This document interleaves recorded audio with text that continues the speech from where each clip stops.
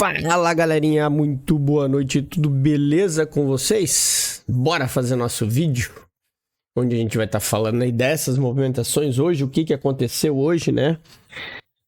Como já falado ontem no estudo, né, sobre hoje, rolagem de contrato, então tem esses detalhes aí que a galera precisa estar atento. Eu vou dar uma explicadinha melhor aqui os contextos, né, para que vocês entendam, mas já deixa aquele like, curte. E também segue a gente no Instagram, para estar sempre aí vendo o que está acontecendo, onde eu estou publicando sempre as notícias, estudos, links dos estudos, as operações do dia, ou a operação, que normalmente eu faço poucas operações, para vocês estarem sempre atentos aí e não correrem risco de perder alguma coisa, tá? Então segue lá o Instagram, tá aqui embaixo o link, o nome, e isso ajuda demais o canal. Bora falar de índice, rolagem de contrato, que é sempre uma novela, né? Porque tem aquela galera que ainda não se deu conta do Infut, que tem as mudanças e gera muita confusão, tá? E aí o que eu quero? Eu vou dar uma explicada rápida, apesar do canal ter vídeo explicativo sobre isso, tá? Até hoje, eu até comentei com o pessoal, eu fiz o estudo baseado nessa leitura, e aí depois o preço abriu com um gap enorme, que é normal, porque é um contrato novo, você tem juros, tudo embutido nele, né? Mas eu quero que vocês entendam o motivo pelo qual a gente não usa split, grupamento e não usa nenhum ajuste no gráfico. Porque para análise gráfica ele distorce demais o resultado, uma vez que ele embute esses juros no preço e não é isso que a gente quer olhar. O que a gente quer olhar? A gente quer olhar o índice de fato, que é isso que a gente sabe, que a máxima histórica dele foi aqui, ó, onde ele bateu hoje de novo. Ele abriu com gap de alta e foi lá na máxima dos 136 mil pontos. E aí o que eu quero mostrar para vocês entenderem, é o que o ajuste faz. Quando você dá o Ctrl K no Infut ou aqui no TradingView é o BD Adjust, o que acontece? Olha o que acontece com o gráfico. Beleza, ele fica lindo para você operar porque ele não tem gap nenhum. Só que olha o que acontece com o preço. Alguém aqui, alguma vez na vida, já conseguiu ver o índice bater 144 mil pontos? Ele nunca bateu. A máxima foi 136. Então, é isso que o split grupamento faz. Ele bagunça o histórico e aí a gente acaba tendo confusão porque a gente está analisando números que não existem, né? O índice a gente sabe que ele nunca foi a 144 mil pontos. Então, por isso que o mais... assim, o correto, tem gente que opera de tudo quanto é jeito, né? Mas a gente não usa ajuste, tá? A gente trabalha com o gap, a gente opera o gráfico da forma como ele se encontra, tá? Inclusive hoje, eu até falei pro pessoal, pros alunos lá do treinamento, que se eles quisessem para se situar no que o índice estava fazendo, ativar o ajuste, né? Eles poderiam, mas era só para se situarem, não era para deixar o ajuste ativado sempre. Por que se situarem? Porque às vezes o índice abre nesse baita desse gap aqui e confunde muito a cabeça de quem está começando, né? Só que quando você pega e tira o ajuste, o que ele faz? Ele bota o gráfico aqui, ele bota o gráfico que estava lá atrás aqui onde ele está, ou seja, ele sobe o gráfico simplesmente para você entender. Agora, a partir do momento que você entende que isso aqui, né? Deixa eu só pegar aqui assim, ó. Que isso aqui é só você fazer isso aqui, é só você continuar operando, né? Sabendo o que está acontecendo. Você ativa o ajuste, vê que o gráfico começou onde você queria, e aí, opa, já sei o que aconteceu. Volta, tu já sabe o que está acontecendo, tá? Então, é por isso que a gente sempre trabalha dessa forma, beleza? Essa aqui foi a operaçãozinha que eu fiz hoje. Tem ele meus 400 pontos, depois ele ficou zanzando um tempão aqui, e depois foi dar outra subida, era mais de meio-dia, né? Mas essa operação ali no detalhe, tá ali com a descrição do que foi feito, por que eu fiz, tá ali no Instagram, então corre lá e já vê. Aqui o que a gente tem, ó? Agora, eu vou deixar essa zona marcada porque ela é o teste da máxima, tá? Aqui, ó, é o teste da máxima que o preço veio fazer. Então, ele está muito próximo dos 36 mil pontos. E essa aqui de baixo é justamente o topo que a gente tinha aqui, ó, que o gap, que ele foi rompido com o gap. Então, para amanhã, o que vocês têm que estar atentos aqui? Primeiro era um pullback desse preço, né? E é onde a gente pode, inclusive, quer ver? Deixa eu só... você pode, inclusive, usar isso aqui, ó. Tem uma ferramenta no TradingView que se chama No Gap Candles. Então, o que ele vai fazer? Ele pega um gap e coloca como se fosse um candle isso daqui, tá? É isso aqui, ó. Então, a gente tem o quê? A gente tem um gap, um imbalance enorme aqui. A gente tem um imbalance enorme aqui e um flip na região de 50%. Então, se você quer ter uma noção do que fazer, o que eu aconselho fazer? Pega essa região aqui, ó, bota uma FIBO, tá? Você já vai ter aqui esse vão, as melhores oportunidades, aí você vai ver que a retração está entre os 50% e 61%, tem que ficar atento a essa zona, e a Golden Zone está um pouquinho aqui para baixo. Então, a gente tem com isso os movimentos atualizados, tá? E as regiões, elas continuam também, as regiões lá de baixo, ok? Então, isso que vocês têm que fazer, e é essa visão que a gente tem do índice para amanhã, tá? Agora, se ele der continuidade aqui, aí, senhores, é rompimento de máxima. Vamos ver, tem que ver um reteste nessa região, tá? Porque a gente sabe que máximas históricas dificilmente um preço rompe de uma vez. E ficar atento pelo seguinte, olhem como foi essa subida aqui, né? Ela foi uma subida sem pullback. Então, isso significa que o preço está bem esticado e ele pode começar um processo de correção, tá? E aí a gente tem essas regiões aqui, ó, que são regiões, lógico, a longo prazo, não para amanhã, mas que são as possíveis regiões aí para você ter um pullback. Então, a gente não pode desconsiderar, ninguém vai adivinhar topo. A gente vai entender o que o gráfico vai nos mostrar. Ainda a gente está olhando para onde? Para cima, tá? Então, até que o preço me dê motivos contrários, aí a gente ainda vai estar olhando para cima, porque ele está subindo. O ruim só fica aquilo que eu falei. Como ele não faz pullbacks, ele não tem regiões para a gente falar, isso aqui eu teve um choque. Não, não tem, olha só, né? Então, a gente tem que... Ele fica muito complicado de operar nessa situação. Vocês têm que ficar espertos. Beleza? Bora falar do dólar. Dólar não mudou nada, tá? Porque o dólar hoje é meio de mês, então não tem rolagem, não tem nada. Então, nada é impactado. Continua a mesma coisa, né? Aqui no dólar. As marcações, elas seguem aquele mesmo padrão que a gente estava trabalhando, né? Com as regiões ali embaixo. Veem que o preço chegou aqui. Aqui nós não temos um choque, tá? Porque o movimento é esse cara aqui. Aonde que eu vou pensar num choque? Somente aqui. Então, mas ele está quebrando estruturas para cima.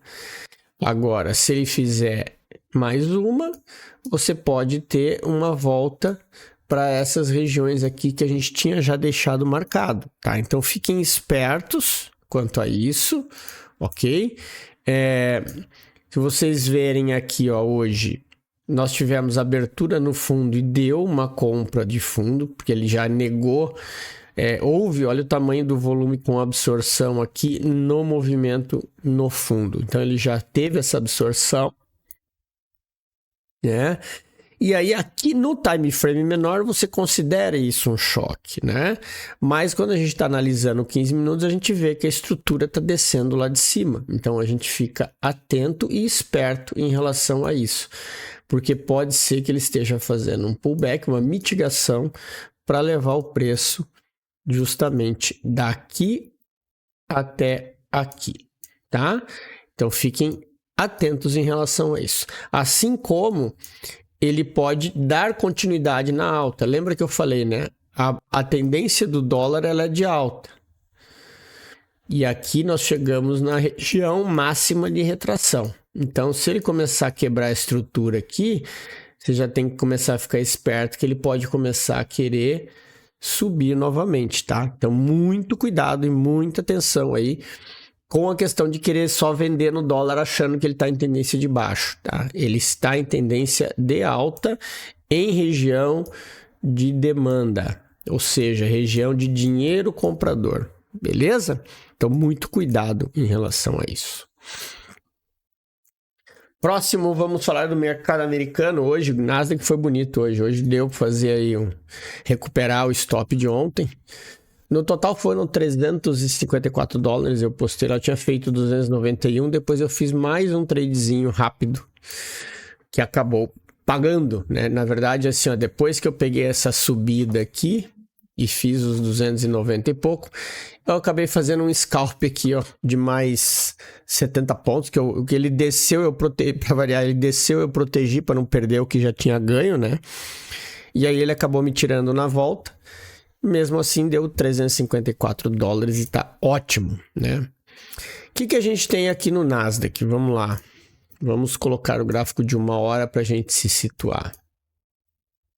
Ele continua fazendo pullback e a gente tem essa região aqui de cima como sendo uma região bem interessante, tá? E vocês olham pelo gráfico de 4 horas como ele fez uma renovação de estrutura aqui, ó. Ele subiu, desceu, fez aqui, ó, capturou liquidez no fundo e depois renovou topo e voltou e segurou nessa região. Agora, se ele romper aqui para cima, a gente pode ter uma continuidade até lá, tá? Até esse alvo aqui, que é o próximo teste de máximo. Para a gente pensar em venda, ele teria que perder esse fundo aqui, né? Não romper topo, vir quebrando estruturas aqui, perder esse fundo, aí sim a gente tem a confirmação, pelo menos, do pullback até aqui embaixo, tá? O que vocês têm que estar atentos? Aqui a gente está no gráfico de 1 hora, né? Eu tenho aqui esse cara, que é um order block bem validado, inclusive. Ok? Galera que gosta de linha de tendência é onde ela tá vindo, né? Galera que gosta das linhas, a gente usa como liquidez. Mas a gente tem aqui mais ou menos definido aonde seriam os pontos interessantes para compra, caso ele faça um pullback, né? Mas tudo vai depender do quê? No time frame menor, se por um acaso ele vai nos dar essa oportunidade, beleza? A gente tem pontos aqui, ó. Quando a gente, deixa eu só tirar o institucional para a gente identificar, ó. Eu tenho pontos aqui no meio. Percebam uma coisa, olha a subida que ele deu foi aqui nesse imbalance do 15. Depois eu tenho essa região aqui, que é o reteste do fundo, e depois eu tenho toda essa região aqui, ó, que é o order block do 60, e aqui no 15, claro, ele fica dividido em candles, mas eu sempre falo, deixem marcado a região dos 60 e procurem operar em pontos interessantes, num Fair Value Gap ou na extremidade, na parte de baixo do order block, tá? Que aí é onde está a região mais filtrada, beleza? Então, Nasdaq a gente tem essa marcação aí, essas orientações, afinal de contas ele está subindo, né? Hoje, os dados do CPI que saíram hoje foram favoráveis, foram bons, né? Por isso que segurou o preço lá em cima. Então, a gente tem essa expectativa aí de que o preço sim possa dar continuidade ainda aí mais para cima, tá?